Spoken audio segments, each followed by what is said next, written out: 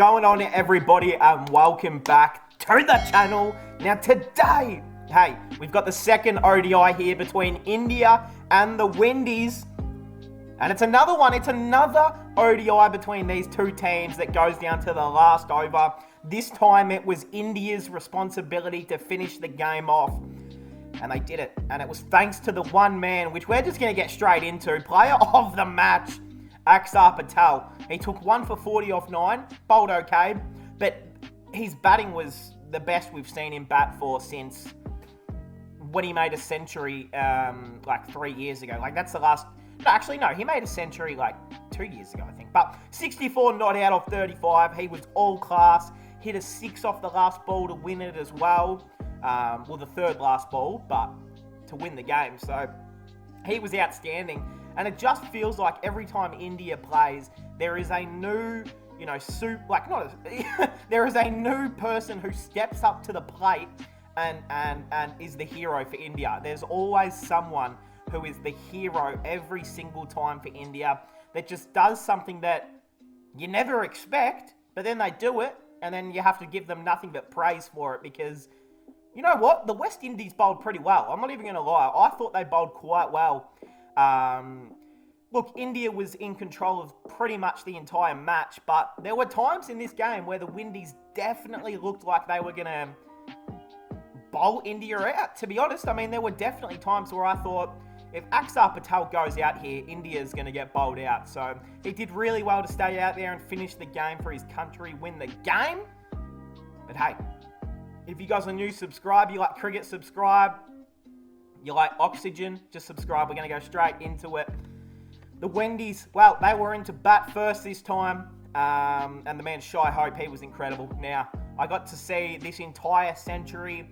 He was really, really good. I mean, he scored 115. It's not like he wasn't good. Off 135 deliveries, only 8 4s and 3 6s. You know, it wasn't, a boundary display. It wasn't a, Rohit Sharma 264 not out, but it was a classy knock by someone who just had to stand up. Hasn't been in the greatest form at all. And the Windies just needed someone to step up and score a big score, put together a partnership, just give a platform for the West Indies to get some runs because they knew that 250 was never going to be enough. So they got to 300 on the back of that man, Shy Hope, opening up. He was really, really good and was clearly their best batsman throughout the entire game. Kyle Mays, he went for 39. Sharma Brooks, he went for 35. Look, I mean, these are decent scores, but if one of these guys could have stayed out there and built a, 200-run partnership with Shy Hope, they probably win this game, the West Indies, and then it goes to a third deciding ODI. But hey, no one could just stay out there and build a big enough partnership with the man, Brandon King. He got a good delivery. He went for nothing. Nicholas Pooran, look, I mean, at least he gave something. He tried to play a skipper's knock. He really just tried to play a, I'm going to stay out here, rotate the strike. I'm not going to, smack boundaries off every single delivery unless it's a bad ball. 74 off 77. Only the 1-4. But in true Nicholas Pooran style, he hit 6 sixes. I mean, I don't even know, it's just a West Indies thing, isn't it? Like, they don't hit 4s, they hit 6s. Like, that's just what they do. You know what would be a cool video to see? Data trailers do or something? Which country of all time has hit the most 6s? I reckon that's a pretty cool video idea. What country in all time has hit the most 6s? Like, you could do it by formats or whatever, but I reckon the West Indies would probably be first. That would be my guess for the most 6s of all time. Romvan Powell, he went for 13. Romero Shepherd, well, he was not out for 14, sorry, very inspirational. And Akil Hussain not out for 6. So, look, 311 from the West Indies. I thought was always going to be a pretty competitive total, but look, this may be India's, B/C team, but I think there was still enough class to get the job done with ball in hand. Mohamed Siraj, none for 46 off 10. I actually thought he bowled pretty well. He's leading this, this bowling attack as the main bowler. He is the main man for this attack, which would be a big responsibility on his shoulders. He bowled exceptionally well in the first game. Bowled that ripping Yorker at the end, so the West Indies couldn't hit a 6 off the last ball. Came up clutch then, and I thought, didn't take a wicket, but was close to one of their best bowlers. Really, really good. And this is, everyone knows I'm a big fan. I'm a big fan of Mohamed Siraj. I love watching him bowl. Look, is he going to be a part of, the T20 World Cup squad this year? I don't know. Maybe not. Probably not. But in ODI cricket, I know there are a lot of bowlers, well, not a lot, but there is about 4 to 5 pace bowlers that are in front of him in ODI cricket as well. So I wonder what they're going to do next year, India in the ODI World Cup. He probably won't suit the pitches in India for a World Cup, but to have someone like Mohamed Siraj not even be in your best 50 over or T20 over team is crazy. If Siraj played for Australia, he would be playing literally all 3 formats. I feel like he would. He is someone that I wish Australia had, if I'm being honest. Avesh Khan, none for 54 off 6. This was his ODI debut as well, wasn't it? I think, was this his ODI debut? It was. So this was his ODI debut as well. Firstly, congratulations to the great man, Avesh Khan. Didn't get a wicket, unfortunate, but none for 54 off 6. Look, a little bit expensive, but it's his first game in ODI cricket. You give him a pass. He's a great bowler. He's only 26 or something like that. He's got a massive future in white ball cricket for India. Shardul Thakur, well, he was the main man with the wickets. 3 for 54 off 7. Just what he does. It's what Lord does. Deepak Hooda, he also bowled 9 overs. Now, look, it was a pretty spin-friendly deck, that's for sure. It was a deck that you wanted to bowl a lot of, slower bowlers on, if you will. Deepak Hooda is I was going to say a good part-timer, but I wouldn't go that far. I'd say he's an okay part-timer. You know what? I'm going to call him a good part-timer. 1 for 42 off 9, bowled pretty well. Axar Patel, who was the man of the match, he bowled pretty well. 1 for 40 off 9. And the man used Vendra Chahal, 1 for 69 off 9. Very inspirational from Chahal to, just to get 1 for 69. That's what dreams are made of right there. All right, into India's batting. They had a total of 312 to get the win. They did it. It didn't come without a test, though, because they this looked so comfortable that it was going to be a victory early. And then they just the runs started to slow up. The Windies started to take a few wickets in succession, and I'm thinking, hold on a minute. Hold on. We've seen this story from India before where they just can fall apart within seconds. It can happen to any team, but we've seen it happen to India before, especially with their B/C team, right?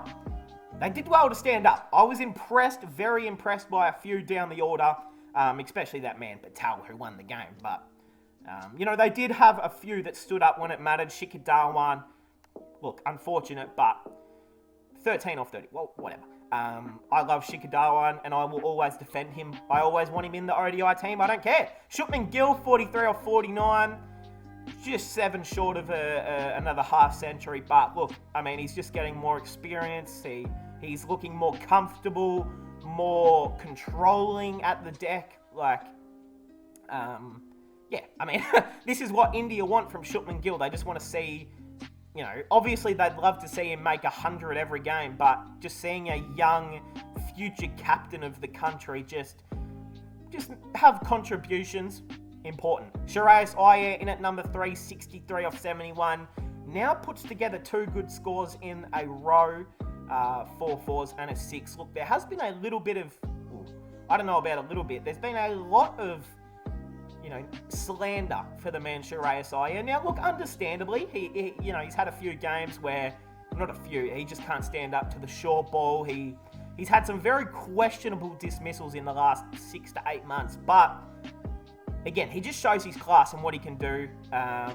63 off 71, made a half century in the last game. And this is why someone like him is always a part of any squad, any 11. Like, it's just why you've got to play someone like him. I just butchered his name. Surakami Yadav, he went for 9 off 8. Unfortunate. But this is what, made me happy. This made me happy, made me smile. Sanju Samson, 54 off 51. Look, he got run out.